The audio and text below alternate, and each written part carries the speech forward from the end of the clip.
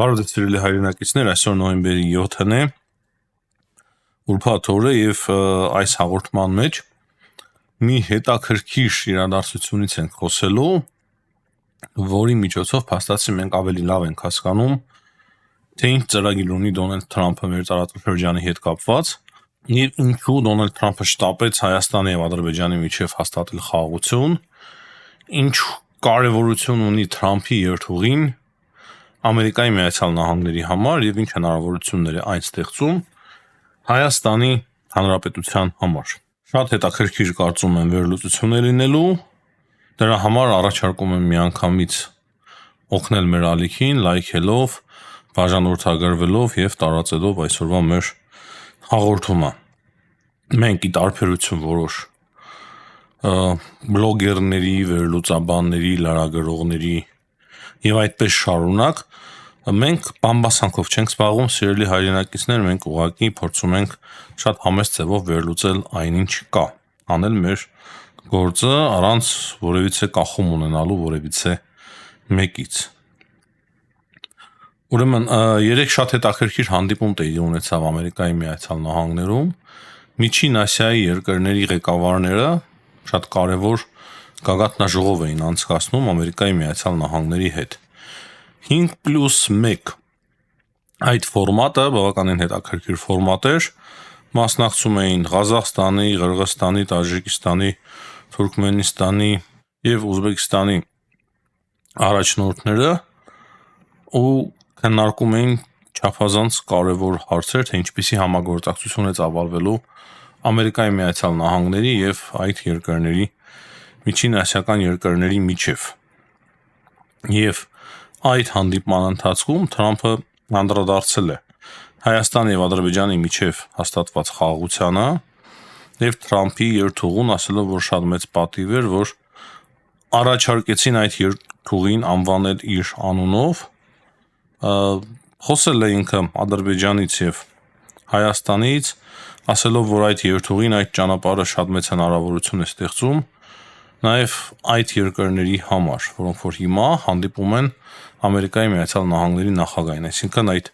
5 երկրների համար այդ երթուղին չափազանց կարևոր ճանապարհ է լինում Ադրբեջանով, Հայաստանով, Թուրքիայով եւ մենք հիմա կհասկանանք, թե ինչի համար։ Ինչպես գիտեք, սիրելի հայրենակիցներ, հիմա Ամերիկայի Միացյալ Նահանգները հազվագյուտ մետաղների համար որս է սկսել ամբողջ աշխարհում, եթե կարելի է այսպես արտահայտվել, պայքար, Չինաստանը շատ ունի հազվագյուտ մետաղներից, Ամերիկայի Միացյալ Նահանգները չունի, բայց մեծ անհրաժեշտություն եւ կարիք ունի ունենալու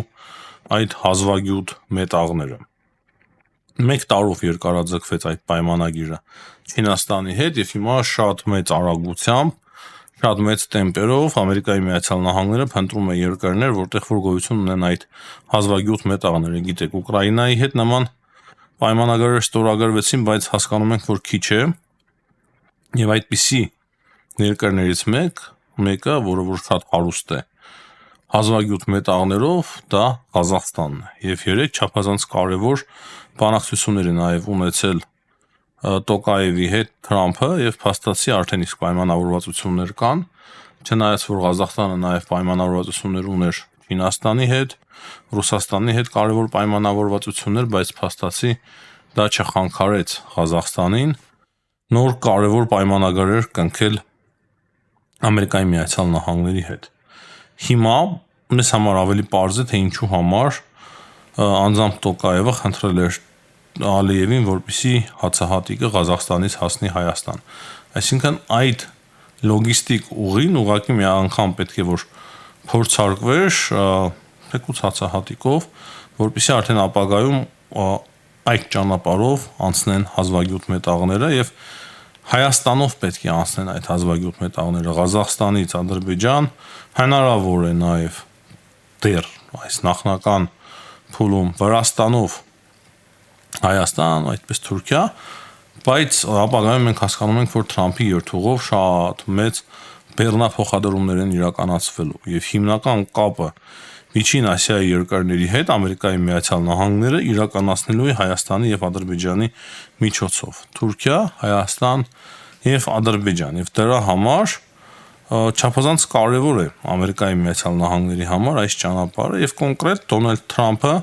այդ հանդիպման ժամանակ ասում է, որ այս ճանապարհը Թրամփի երթուղին, որը որ իր պատվին է անվանվել, շատ մեծ հնարավորություններ է բացում բոլոր այստեղ ներկայացումը երկրների համար, թե տնտեսապես եւ թե այլ հնարավորություններ է նաեւ ստեղծում, այսինքն ասում է աշխարհի ամենակարևոր երթուղիներից մեկն է, կարևոր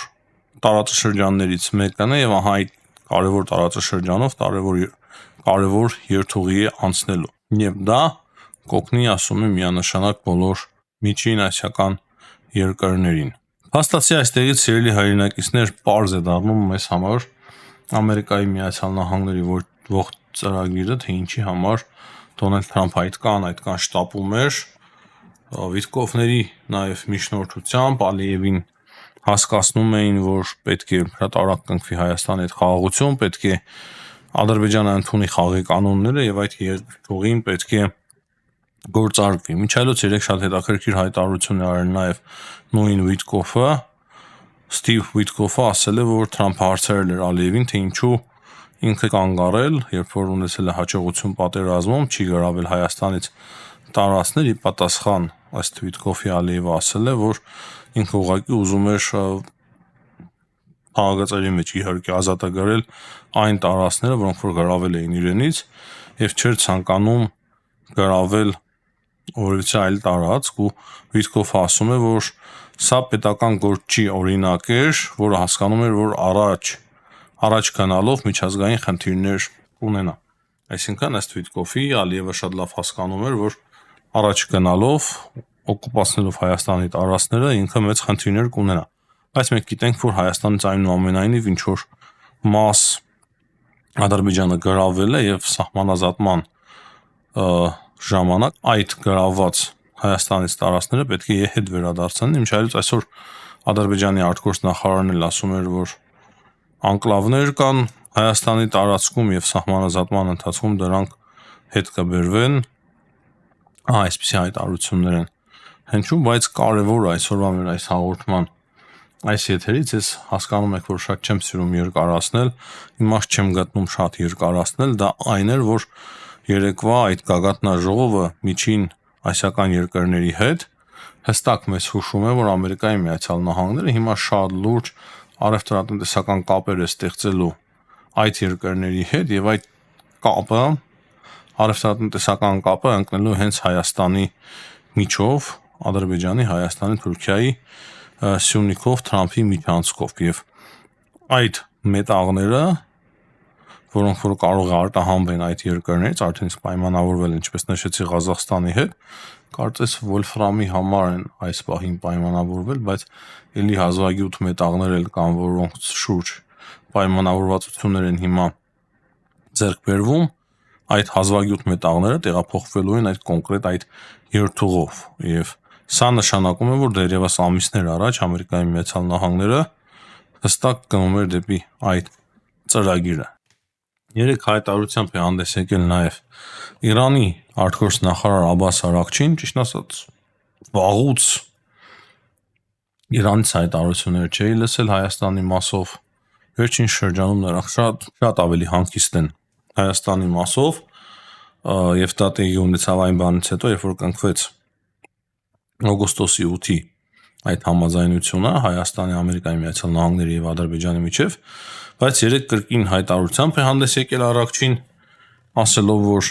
Իրանը դեմ է սահմանային փոփոխություններին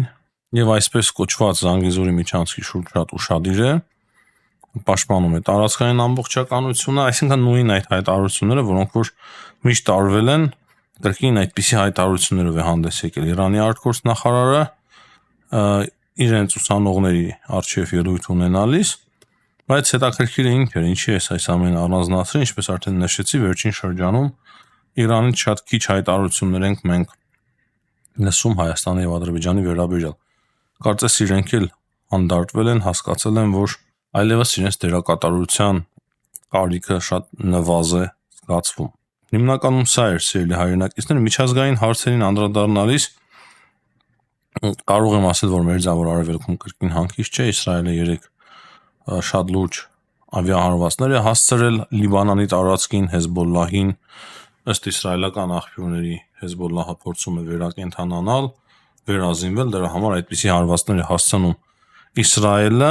դրանից բացի Թրամփը մի քանի այլ հայտարարություններով էլ հանդես եկել, ասելով, որ ինքը քննարկում է Պուտինի եւ Սի Դինպինի հետ ատոմային սպառազինությունների հարցը, եւ Թրամփը նաեւ ասել է, որ Ուկրաինայի շուրջ բավականին կարևոր հաջողություններ էին իրենք հասել, նաեւ ասել էր երեք, եթե չեմ սխալվում, որ Պուտինը իրեն դիմել էր, որպեսզի օգնի Թրամփը ավարտին հասնել այս պատերազմը, ասում է, որ 10 տարի խրվել ենք այդ պատերազմների մեջ եւ չենք կարող դուրս գալ եւ խնդրել է, որ Դոնալդ Թրամփը օգնի այդ պատերազմներից դուրս գալ եւ կոնկրետ Ուկրաինանի նկատի ունեցել, որքանով սա ճիշտ է, որքանով սխալ չեմ կարող ասել, բայց այդպիսի հայտարարություններ ունենք Դոնալդ Թրամփի կողմից, նա նաեւ ասել է, որ եթե ցանկանան 150 անգամ կարող են պայթեցնել աշխարհը, այդքան պայթուցիկներ եւ այդքան զենք ունի Ամերիկայի Միացյալ Նահանգները, ատոմային զենքը ներառյալ, Ուկրաինայի մասով կարող եմ կրկին ասել, որ շատ բարդ է իրավիճակը Պոկրովսկում, չնայած որ տեսանյութ հիմա կա, ինչպես ուկրաինական զորքերը կարողանում են իրենց դրոշը բարձրացնել քաղաքապետարանի շենքի վրա, բայց ընդհանուր առմամբ բավականին բարդ է ռազմի դաշտում իրավիճակը, տարբեր տեղեկություններ կան, թե այստեղից, թե այնտեղից, այնպես որ շատ անորոշություններ մենք ունենք